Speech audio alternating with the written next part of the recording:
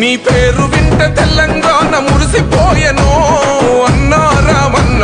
నీ పాలనలో పల్లెలన్నీ మెరిసిపోయెను మా కేటీఆర్ అన్నా. నీ పేరు వింటే తెలంగాణ మురిసిపోయెను అన్నా రామన్న. నీ పాలనలో పల్లెలన్నీ మెరిసిపోయెను మా కేటీఆర్ అన్నా. మా అండవు మా గుండవు ఎగిరే గులాబీ జెండవో జయ హో అన్నా మా కేటీఆర్.